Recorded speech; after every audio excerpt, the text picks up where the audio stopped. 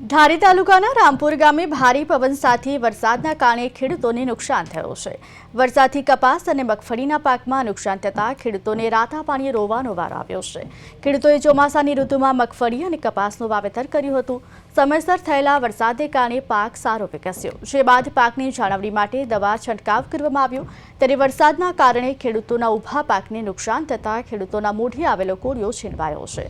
ખેડૂતોએ સર્વે કરી સરકાર દ્વારા સહાય ચૂકવવામાં આવે તેવી માંગ કરી છે।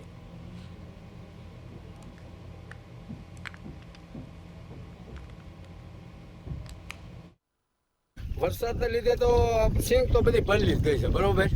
આમાં કાંઈ વધે એમ નથી કોઈ ખેડૂતને, એટલે અમારા આખા ગામમાં નુકસાન છે।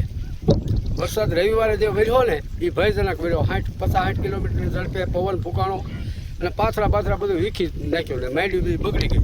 હવે શું માગણી છે? વરસાદથી 60% નુકસાન છે। સરકાર કોઈ કિસાન સહાય યોજના છે ને સર્વે કરાવે અને જો કાંઈ મળતું હોય ને આવતું હોય તો અપાવી શકે તો થાય। મગફળીમાં પૂરું નુકસાની છે, એટલે સરકાર વહેલી તકે આ સર્વે કરાવે એવી અમારી માગ છે। અમારા ગામના બધા ખેડૂતને નુકસાની પૂરેપૂરી છે। શેમાં નુકસાની છે? સિંગમાં અને કપાસમાં બેમાં। કેવા પ્રકારની નુકસાની ગઈ છે? પૂરી વરસાદ બહુ આવેલો છે, 3 દિવસ વરસાદના હિસાબે કોઈ બધું દાણા બધું તણાઈને વીયું ગયું છે। અત્યારે કોઈ વસ્તુ ઘાસ સારો રહ્યો નથી। મુખ્ય માગણી શું આપની? અમારી મુખ્ય માગણી તો એવી છે કે સરકાર પાસે થોડીક અમને આમાં ગમે એ ટેકારૂપી દે।